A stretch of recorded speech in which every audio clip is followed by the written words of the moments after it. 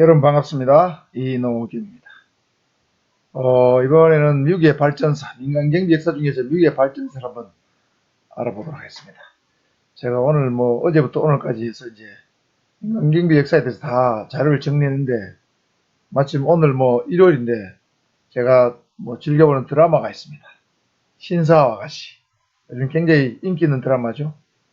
그 다음에 그거 끝났더니 또 제가 좋아하는 가수 임영웅이 또 KBS에서 연말 특집 단독 콘서트를 해야 되나? 발표 같은 것을. 그래서 그거 본다고 지금 영상을 촬영을 못하고 있습니다. 톱7에 나오는 모든 가수를 다 좋아하지만 특별히 저는 임영웅의 목소리를 굉장히 좋아합니다. 또 신사 아가씨의 OST로 나오는 음악도 임영웅이 부른 사랑은 늘 도망가죠. 저는 그 감미로운 목소리, 부드러운 목소리, 감동을 주는 목소리 참 좋은 것 같습니다. 그거 보느라고 조금 영상 촬영이 조금 늦어졌습니다. 저도 좀 힐링을 하면서 영상을 찍어야 되겠죠?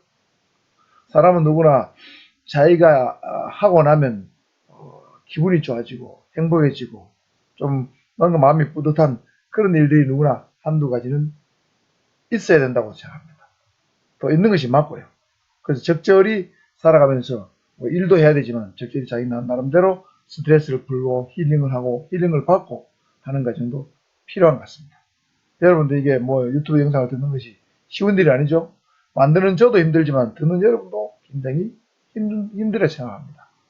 그래서 여러분들이 공부를 하다가도 가끔 여러분이 하고 나면 스트레스 확 풀리는 일들을 가끔씩 해가면서 공부를 하는 것이 훨씬 더 효율적이다. 저는 그렇게 생각하기 때문에 저도 여러분도 워라밸이라고 그러죠. 일과 삶의 밸런스를 잘 유지해가면서 공부도 하고 휴식도 취하고 그렇게 했으면 좋겠다 생각을 해봅니다. 자, 그럼 본격적으로 미국의 민간경비 발전사를 한번 살펴보도록 하겠습니다. 미국의 민간경비는 크게 8가지 단계, 8단계로 시대 구분을 해볼 수 있습니다. 식민지 시대, 독립 후 초기 시대, 서부 개척 시대, 여러분 서부 영화가 나오는 시대죠.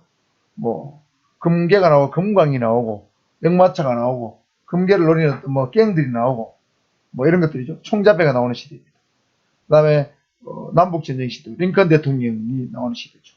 그 다음 노동자 운동 시대, 1차 세계대전 전후, 2차 세계대전 전후, 그 다음에 50년대 이후 이렇게 나눠집니다.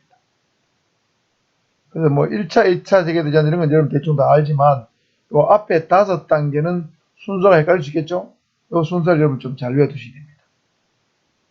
일단 식민지 시대라는 것은 미국은 영국의 어떤 통치를 받았죠. 원래 원주민은 인디안이 있었습니다. 인디안이 있었는데 1620년경에 영국의 퓨리탄, 소위 청교도들이 미국으로 이주를 하게 되죠. 메이플라워를 타고 가서 이주를 해서 미국 동부의 매사추세츠주의 어떤 항구에 도착을 하면서 영국의 식민지가 만들어지는 시대입니다. 영국의 국왕이 파견한 총독이 미국의 동부 지역을 간접 통치하는 그런 시대, 식민지 시대죠. 우리나라도 일본의 식민지 시대 있지 않습니까? 그런 것처럼 영국으로부터 식민지 지배를 받았던 그 시기, 1620년부터 1776년도 7월 4일 미국이 영국으로부터 독립을 선언하기 직전까지의 시대를 식민지 시대라고 부릅니다. 그러니까 이 기간이 상당히 길죠. 약 한 150년 이상이 됩니다. 물론 미국 전역이 식민지였던 것은 아니고 미국 동부의 13개 지역이 초기 단계의 식민지였습니다. 어쨌든 그런 시대를 말하는 것이고 독립 후 초기 시대는 1776년 7월 4일이 미국의 독립기념일이죠. 독립한 이후에 영토가 확장이 되던 시대입니다. 그 다음에 서부 개척 시대는 1848년도에 미국 서부 캘리포니아 지방에 금광이 발견이 되면서 서부가 본격적으로 개발되기 시작한 시대, 이게 서부 개척 시대입니다. 그러니까 금이 나오는 시대죠. 금광이 발견됐기 때문에 이 금을 찾아서 너도 나도 사람들이 몰려드는 시대입니다. 그러니까 이판사판 돈을 벌기 위해서 모이던 시대였죠. 그래서 제가 금광이 발견된 시기를 여러분 외웁니다. 1848인데 금강을 발견하면 2판 4판으로 모여들죠. 2판 4판 1848 비슷하죠. 그렇게 금강 서부개척 시대는 1848년도부터 시작된다. 이래 보시면 되겠습니다. 그 다음 남북전쟁은 여러분 다 아시죠. 1861년부터 1865년도까지 미국의 내전입니다. 남군과 북군, 남부지방과 북부지방이 노예 해방 문제를 놓고 치열하게 전쟁을 했던 시대입니다. 그 다음 그 남북전쟁이 끝나고는 격렬한 노동자 운동이 시작된 시대. 이게 남북전쟁 이후의 시대입니다. 그래서 이 5개의 단계를 여러분 잘 알아두시면 되겠고요. 세부적으로 한번 살펴보겠습니다. 먼저 식민지 시대입니다. 청교도가 미국에 이주한 시점이 1620년입니다. 메이플라워를 타고 왔었죠. 여러분 청교도라는 것은 뭐냐면 영국의 종교회 중에 일파인데 로마 가톨릭 제도나 의식을 일체 부인하고 엄격한 도덕주의, 엄격한 규율 이런 것을 굉장히 강조한, 굉장히 청결한 삶을 강조한 그런 어떤 칼빈주의 한 분파가 청교도가 되겠습니다. 영어로는 퓨리탄이라고 합니다. 이 청교도들은 영국에 있을 당시에 영국의 성공회로부터 굉장히 핍박을 많이 받았어요. 핍박을 받다 보니까 살 곳을 찾아서 도망을 가는 도망간 곳이 바로 미국이다. 이렇게 보시면 되겠습니다. 종교적 박해를 피해서 간 곳이 미국입니다. 그래서 미국은 청교도가 미국으로 이주하기 전에는 어떠한 치안 조직도 없는 그런 상태였습니다. 뭐 원주민들, 인디안들만 있는 그런 상태였고 어떠한 공경비 조직도 없었다. 이런 시대였습니다. 그러다 보니까 청교도가 이주한 이후에는 미국의 동부 일부 식민지 지역에는 영국식 형사사법제도가 대부분 받아들여져서 그 영국식 제도가 정착을 하게 됩니다. 그래서 그 당시에 대표적인 법 집행기관은 요 세 개가 핵심입니다. 지도자 시험에서는 주로 식민지 시대의 대표적인 법 집행기관은 무엇이냐 뭐 이런 것들이 나오죠. 그래서 셰리프 보안관이죠. 영국에서 있었죠. 주의 경찰권과 재판관을 가진 고위 공무원이라고 그랬죠. 그 다음에 보안관 밑에 치안관이 있습니다. 부보안관 정도 역할을 하는 사람인데 주로 컨스터블이라 불리면서 주간 근무를 위주로 했습니다. 그 다음에 워치맨이라는 경비원인데 주로 야간 근무를 했습니다. 그러니까 보안관과 치안관의 지휘 감독을 받는 유급 경비원이 워치맨이 되겠습니다. 그래서 식민시대의 대표적인 법 집행기관은 셰리프, 컨스터블, 워치맨, 보안관, 치안관, 경비원 이 세 가지 반드시 알아두실 바랍니다. 자, 식민시대가 끝나고 미국이 1776년도 7월 4일에 최초로 영국으로부터 독립해서 13개의 주로 독립을 하게 됩니다. 그래서 새로 독립을 하다 보니까 동부지역을 제외한 중부지역이나 북부지역이나 남부지역 또 서부지역에는 광활한 영토가 있는데 그 영토는 사실상 황무지였습니다. 그래서 독립하다 보니까 새로운 어떤 물자를 찾아서 새로운 어떤 뭔가를 먹을 걸 찾아서 자꾸 뻗어나가야 되죠. 그래서 영토 확장에 따른 상품 운송을 좀 활성화시키고 그 다음에 상품을 안전하게 지키기 위한 경비의 필요성이 대두되던 시대였습니다. 그래서 동부지역은 그 당시만 해도 상당히 상업이 발달하고 해서 동부의 여러 도시들은 공경찰이 빨리 도입이 되었습니다. 그런데 북부지역이라든지 뭐 서부지역, 그 다음에 중부지역 이런 데는 공경찰이 거의 도입이 안 됐고 거의 무법천지다, 황무지다 이래 보시면 되기 때문에 거기에는 자연스럽게 공경찰이 없기 때문에 주로 민간경비에 의존하는 시대였습니다. 자, 정리하면 동부지역은 주로 공경찰이 미리 정착을 했고 기타 지역은 민간경비에 주로 의존한 시기가 독립 후 초기 시대가 되겠습니다. 그러니까 뭔가가 발달이 안 된 시대죠. 그래서 동부지역에 성립된 어떤 공경찰을 대충 살펴보면 필라델피아하고 보스턴시는 1838년도에 공경찰이 만들어집니다. 이 필라델피아는 펜실베니아 주의 수도입니다.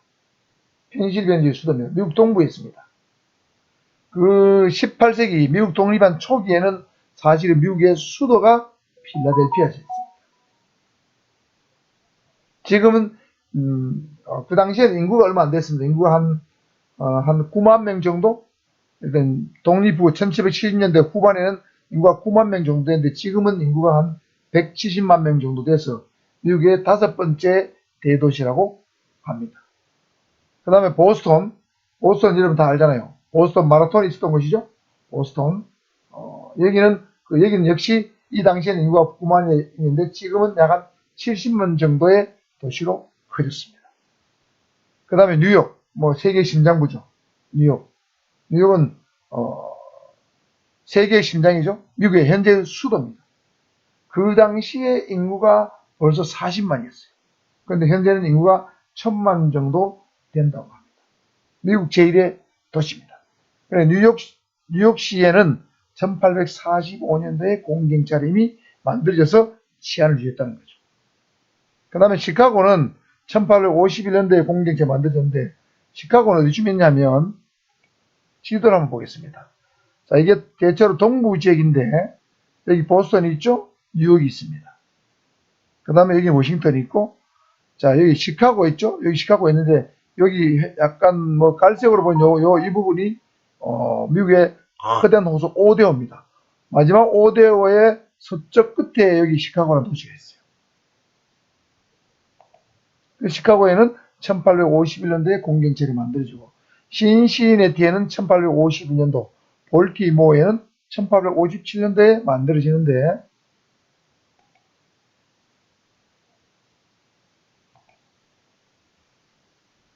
자, 신시내티는 시카고 밑에 여기 있죠? 시카고 밑에 여기 있습니다.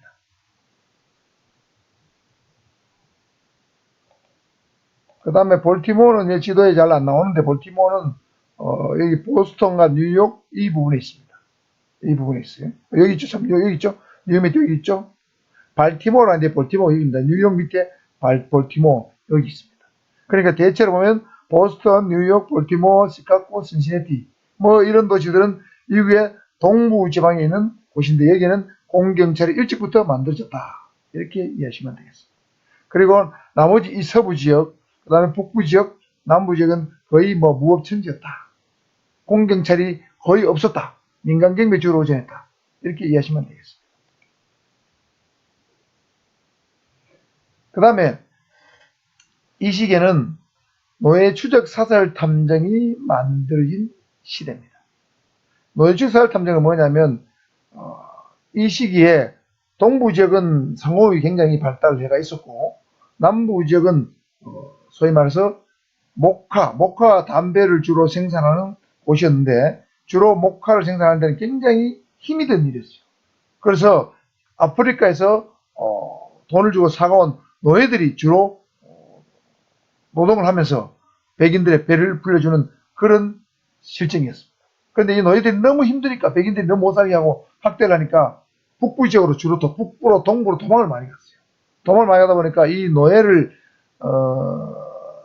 추적해서 잡는 사설 탐정, 노예 추적 전문 사설 탐정이 만들어졌다는 거죠. 이게 이 시기입니다. 그리고 또 도망노예 송환법이라는 것이 만들어지기도 한 시대입니다. 여러분 도망노예 송환법은 뭐냐면 1793년도에 한 번 만들어지고 1850년에 두 번 만들어졌습니다. 두 번 만들어졌는데 이 법들은 한마디로 정리하면 북부로 지방으로 도망간 노예들을 누가 발견하면 반드시 남부에 있는 노예의 주인한테 돌려주라는 법입니다. 강제로 돌려주라는 법이에요. 이 법이 만들어졌다는 것은 도망간 노예들이 그만큼 많았다는 거예요. 그럼에도 불구하고 실질적으로 사실상으로 노예가 남부지방으로 돌아간 경우는 별로 없었습니다. 그러다 보니까 남부의 백인 주인들은 노예를 추적하는 전문 탐정을 고용해서 추적을 시키는 그런 일이 벌어졌다는 거죠.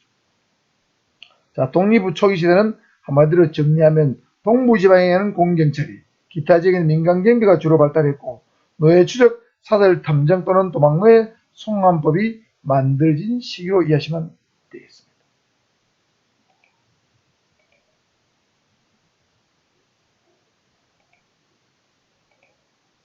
그 다음 세 번째는 바로 서부 개척 시대입니다. 2판, 4판이라고 했죠.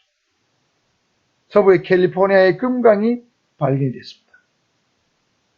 자, 볼까요? 이게 샌프란시스코의 캘리포니아죠. 이 캘리포니아 여기가 LA가 있고 샌프란시스코는 여기 캘리포니아 주입니다. 캘리포니아 주에게 금강이 발견이 됩니다. 그러니까 이 금을 찾았어. 황금을 찾았어. 미국의 북부, 남부, 동부, 그 다음에 유럽, 아시아, 중국, 일본, 한국 사람들까지도 이 금강을 찾아서 많이 갔다고 해요.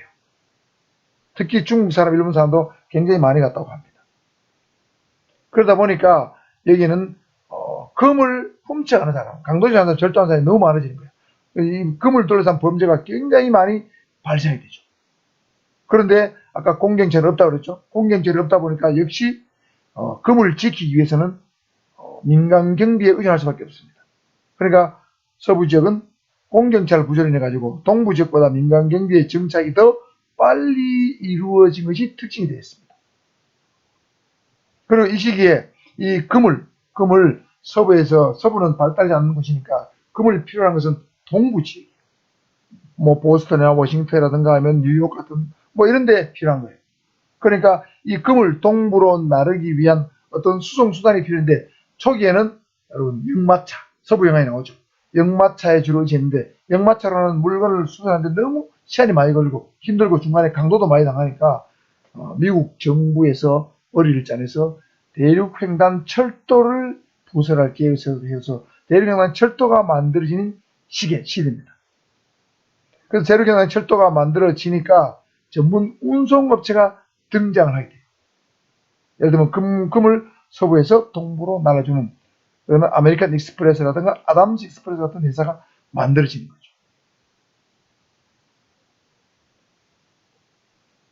자, 여러분 한번 대륙간 횡단철도를 한번 볼까요? 자, 이게 동부지방이고 이 서부지방입니다. 금강은 여기서 발견됐죠. 자, 이 서부지방에서 발견된 금을 역마차로 이 동부까지 실어나는데 너무 멀어요. 동서가 여러분 5,000km입니다. 미국이. 그래서 미국 정부에서 이 철도를 부설할 계획을 했는데 어떻게 철도를 부설하냐? 이게 철도 노선입니다. 이게 노선인데 이 노선 주위의 땅에 대해서 정부에서 공짜로 철도를 건설하는 회사한테는 땅을 공짜로 준다. 그 대신 너희들이 철도를 만들어라.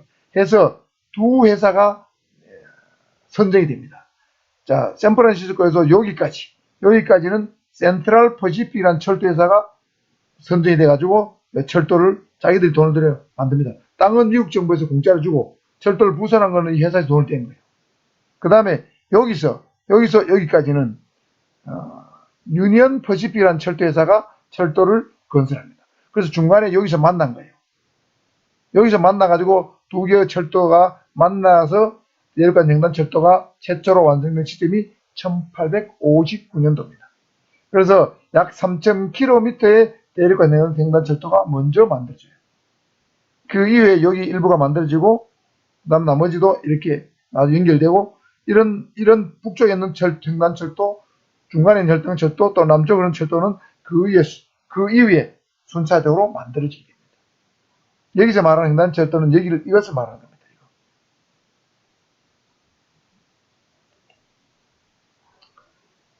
그래서 이 철도회사 소속으로 철도경찰대를 만드는 것을 미국 연방정부에서 허용을 해줍니다. 이 철도경찰대는 뭐냐면 철도 관련, 선로 주변, 철도 역사 주변에 일어나는 범죄에 대해서는 미국의 공경찰기관과 동일한 권한을 부여했습니다. 물론 이건 민간 조직입니다. 민간 조직인데 공경찰과 동일한 권한을 부여했다는 거죠. 왜? 공경찰이 일일이 영향을 미치지 못하고 제대로 보호를 못 해주기 때문입니다. 그 다음에 금괴추적 사설 탐정이 또 전면에 등장이 됩니다. 여러분 알다시피 역마차를 가지고 이렇게 운반하거나 철도를 열차로 이렇게 운반해 가는데 이 금괴를 노리는 강도들이 너무 많죠. 여러분 서부 영화 보잖아요. 뭐 장고라든가 뭐 서부의 사나이라든가 이런 영화를 보면 전부 금괴를 노리는 것들이 많죠. 그러니까 이 금괴를 안전하게 동부로 나르는 일이 제일 큰 관건이 있습니다. 그런데 그럼에도 불구하고 금괴를 계속 강탈당하니까 이 금괴를 훔쳐간 놈들을 추적하는 금괴 추적 사설 탐정이 등장이 되는 거죠. 앞에 시대는 노예를 추적하는 전문 탐정이 있었고, 이 서부개척 시대는 금괴를 추적하는 전문 사설 탐정이 등장이 되는 거죠. 특히 금괴 추적 사설 탐정이 굉장히 각광을 받게 된 이유는 이것 때문입니다.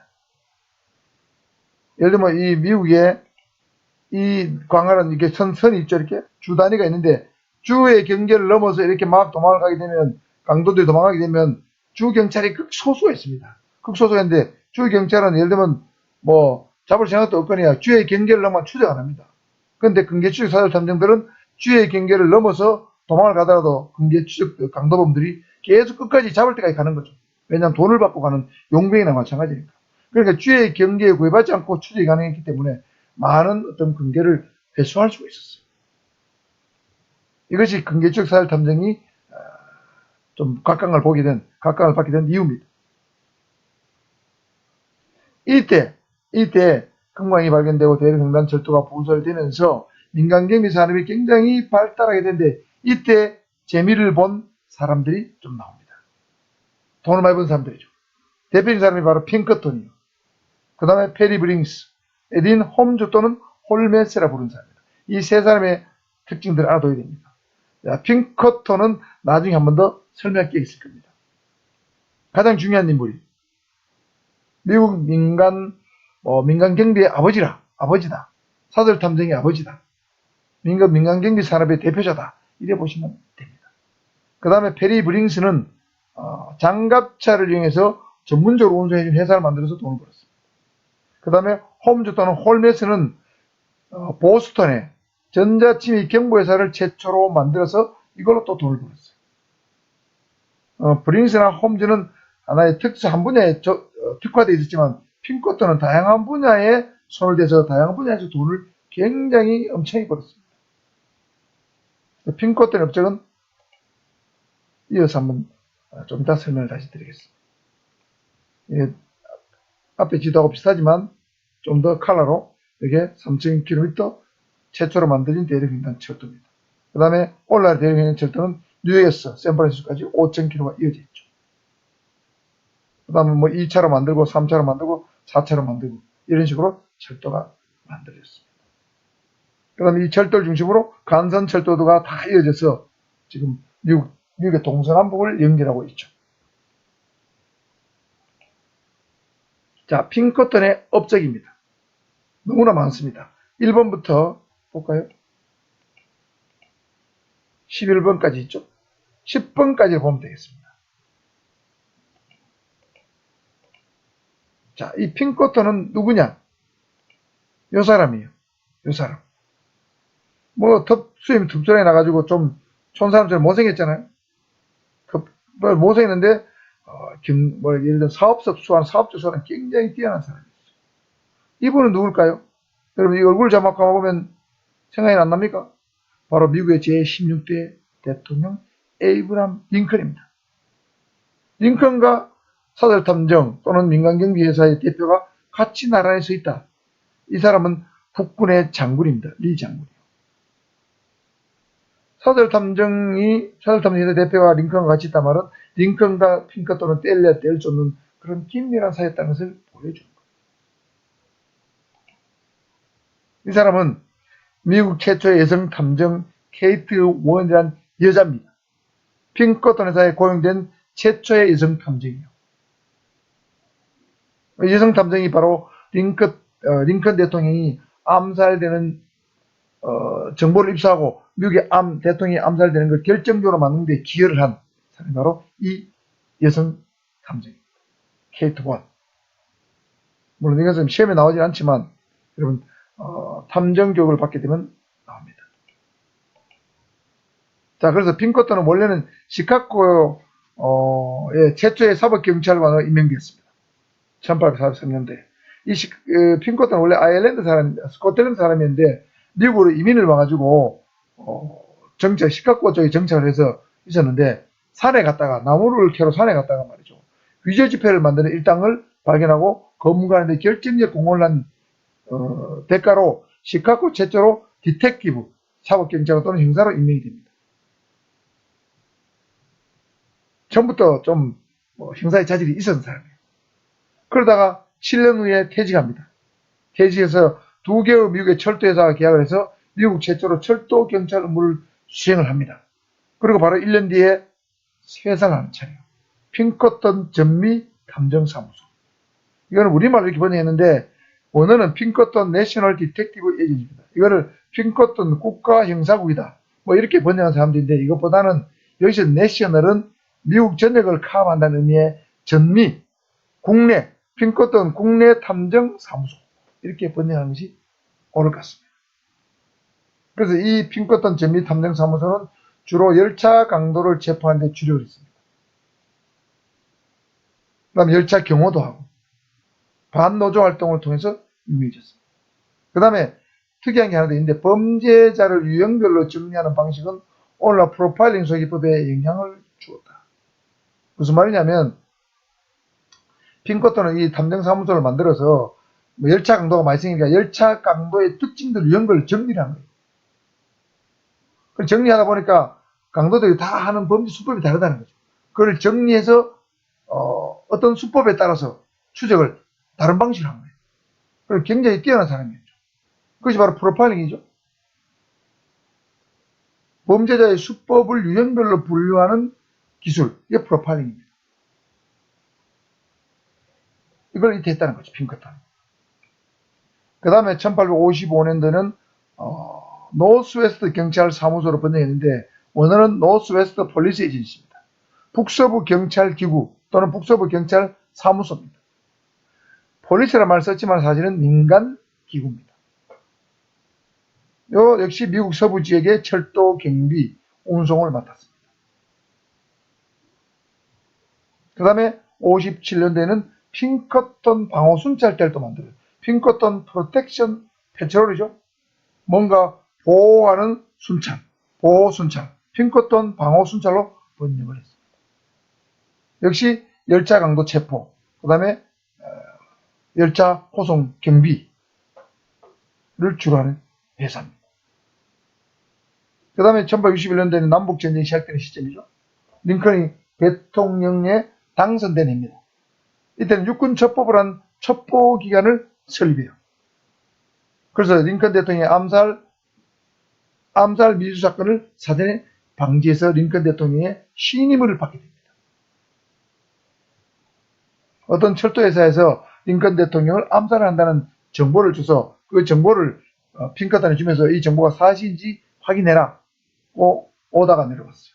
그래서 핑커턴이 이 정보를 다양한 방법으로 연구를 해가지고 조사를 해가지고 알아낸 다음에 케이트 원을 시켜가지고 링컨 대통령 암살을 막아냅니다. 아까 여성 탐정했죠. 이때 만든 기관이 첩보를 전문으로 수집하는 기관이 바로 육군 첩보부예요. 이게 뭐 제목만 들으면 꼭 국가공기관 같지만 사실은 민간기관입니다. 민간 사설 정보 수집 회사다 이렇게 보시면 됩니다. 그 다음에 육군 첩보부는 이런 것도 했어요.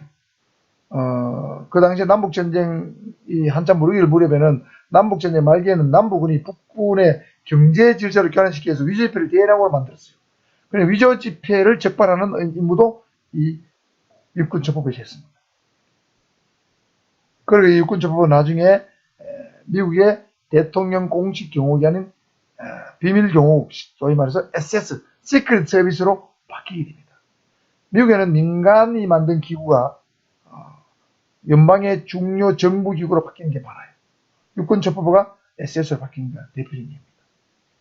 자, 그럼 핑커턴은 만든 회사가 4개죠? 자, 1851년도에 핑커턴 전미탐정사무소, 55년도에 노스웨스트 경찰사무소, 57년도에 핑커턴 방호순찰대, 61년도에 육군첩보부. 요 4개는 여러분 외워두시면 됩니다.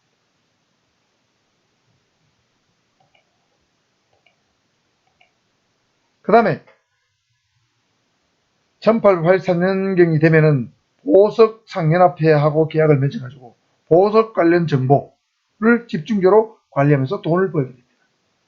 물론 이렇게 된 데 이유가 있습니다. 그 다음에 1892년도에는 홈스테드 파업 분쇄 사건에 개입을 하게 돼요. 이건 나중에 설명드리겠습니다. 핑커턴 입장에서 보면 굉장히 아주 나쁜 행위를 한 거예요. 이게 홈스테이드 파업 범죄 사건입니다. 그 다음에 기타 핑커톤은 일리노이주, 미시간주, 뉴욕주, 펜실베니아주, 웨스트버지니아주 등지에서 석탄 회사, 금속 회사, 벌목 분쟁지에 경비 업무를 다 수행했습니다. 다양한 분야의 경비를 파견해서 업무를 했다는 거죠. 그 다음에 핑커톤 회사의 상징은 바로 프라이빗 아이라 불립니다. 프라이빗 아이 한번 볼까요? 이렇게 생겼습니다. 핑커톤 내셔널 디텍티브 에이전시죠. 핑커톤 전미 탐정 사무소라는 뜻입니다. 이제 눈이 하나 딱 있죠. 그 다음에 여기 글자가 잘 안 보이지만 We never sleep이라는 글자가 찍혀 있습니다. 우리는 24시간 잠자지 않는다. 이게 이 회사의 상징입니다. 로고입니다. 그러니까 우리는 고객을 위해서 절대 잠을 자지 않고 여러분을 안전하게 지켜준다는 의미, Private Eye. 그래서 미국은 지금도 탐정 또는 탐정회사를 I 또는 Private Eye라고 부르기도 합니다. 그렇게 약 한 150년 정도를 지속하다가 1999년도에 스웨덴에 있는 시큐리타스라는 회사의 합병이 돼요. 그래서 지금은 시큐리타스 자회사가 바로 이 핑커톤 회사입니다. 그러니까 핑커톤은 미국 인간 경비 역사에서 절대 잊어서는 안 될 중요한 인물이 되겠습니다. 다음 중 핑커톤의 업적과 관계없는 것은 이렇게 나올 수도 있습니다.